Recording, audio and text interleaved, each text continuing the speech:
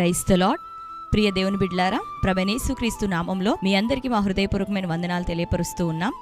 ప్రతిదినం ప్రభు వాగ్దానం అనే కార్యక్రమంలోనికి ప్రేమతో మిమ్మల్ని ఆహ్వానిస్తూ ఉన్నాం. దేవుని బిడ్డలారా, క్షేమంగా ఉన్నారా? ఈ ఉదయకాలం మీరు ప్రార్థించారా? ప్రతిరోజు ప్రార్థించండి, వాక్యం చదవండి. అనుదినము శ్రేష్టమైన వాగ్దానం ద్వారా ప్రభు మనతో మాట్లాడుతూ ఉన్నారు కనుక ప్రతిరోజు ఈ వాగ్దానాన్ని వీక్షించండి. ఈ సమయంలోనే లైక్ చేయండి. మీకు తెలిసిన మీ బంధువులు, ప్రియులు అనేకులకి మరి వాగ్దానాలన్నింటినీ కూడా షేర్ చేయండి.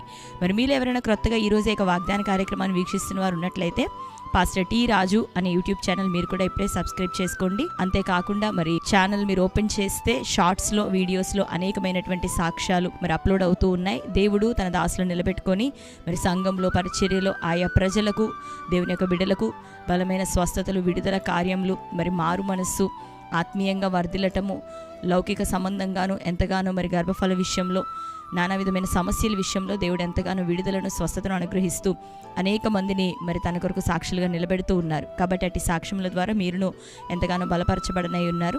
కనుక ఛానల్ని సబ్స్క్రైబ్ చేసుకొని మరి సాక్ష్యముల ద్వారా, అనుదినం ఇట్టి వాగ్దానముల ద్వారా, ఇంకా ఆయా సమయాల్లో లైవ్ ప్రోగ్రామ్స్ వస్తూ ఉన్నాయి. అట్టి లైవ్ వర్తమానాల ద్వారా మీరు ఎంతగానో దీవెన పొందబోతున్నారు.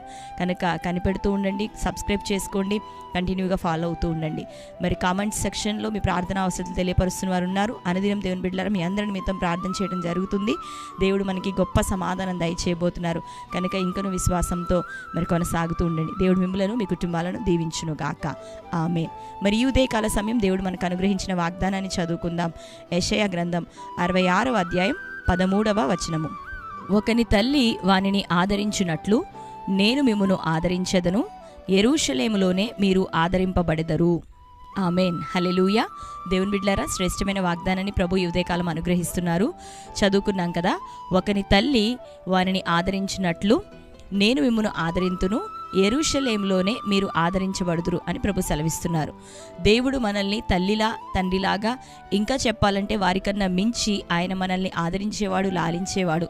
సమస్యలు, పోరాటాలు, భయముల చేత మనం ఉంటున్న సమయంలో లౌకిక సంబంధమైనటువంటి, శరీర సంబంధమైనటువంటి తల్లి, తండ్రి ఏ రీతిగా మనకు ధైర్యం చెప్తారో, ప్రోత్సహిస్తారో, బలపరుస్తారో అదే రీతిగా అంతకన్నా మించి మరి కార్యాలతో, తన వాగ్దానములు నమ్మదగినటువంటి మాటలతో దేవుడు తన వాక్యం ద్వారా మనల్ని దర్శించే దేవుడు, ఆదరించే దేవుడు, మరి తన వాక్కు చేత మనల్ని బలపరిచేటటువంటి దేవుడు. కాబట్టి దేవుని బిడ్డలారా, యెరూషలేములోనే మీరు ఆదరించబడదురు. దేవుని సన్నిధిలో, దేవుని నామం ప్రకటించబడుతున్న స్థలంలో, దేవుని కార్యాలు జరుగుతున్నటువంటి ఆయన మందిర ఆవరణంలో సంఘముగా మరి ఆయన ప్రజలముగా కూడి వస్తున్న ప్రతి సమయంలోనూ, ప్రతి స్థలమందు దేవుడు మనల్ని ఆదరించేవాడు, బలపరిచేవాడు.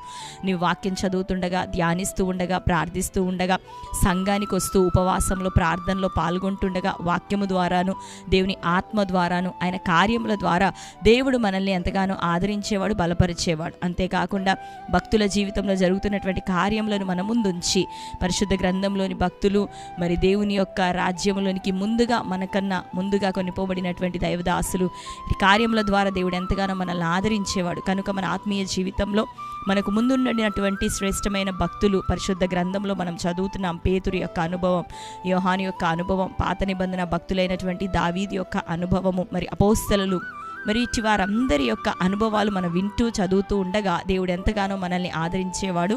అంతకన్నా మించి పరిశుద్ధాత్మ అన్యోన్య సహవాసము ద్వారా దేవుడు మనల్ని ఆదరించేవాడు. శ్రమల్లో మనకి ధైర్యం ఇచ్చేవాడు. మన బలహీనతలు చూసి మన పక్షాన ప్రార్థన చేసే దేవుడు, ఆదరణకర్తగా పరిశుద్ధాత్ముడు మన పక్షానుండి నిత్యము ఆయన ఆదరిస్తూ ఉంటుండగా ఆయన ఆదరణలో స్థిరపడదాం. ఆయన ఇచ్చే ఆదరణ ద్వారా బలం పొందుకుందాం, కృప పొందుకుందాం.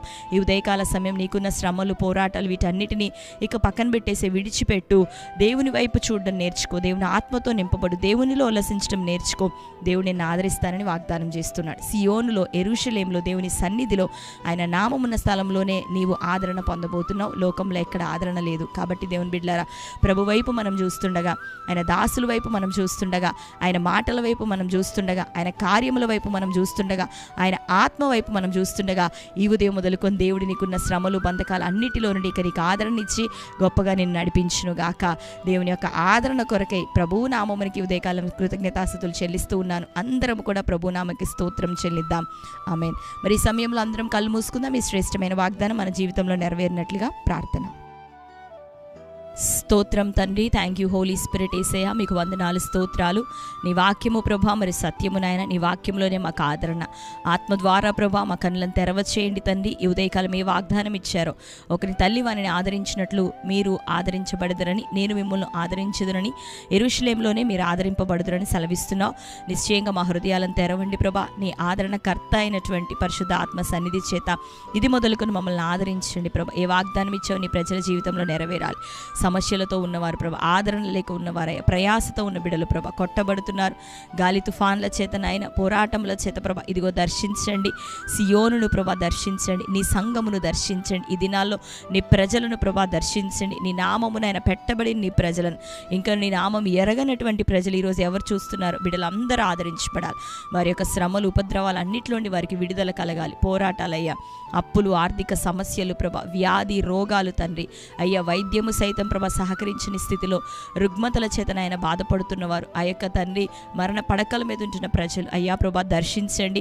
వారందరినీ ఆదరించండి. నీ ప్రేమ చేతన ఆయన కృప చూపించమని వేడుకుంటున్నాం అయ్యా. ప్రతి విధమైన సమస్యల నుండి బిడ్డలకు విడుదలేండి. నిందల అవమానాలు కొట్టివేయబడాలి. ఘనతను దయచే, గర్భఫలాలు దయచేయండి ప్రభా. ఉద్యోగమును దయచే, నిరుద్యోగం కొట్టివేయండి.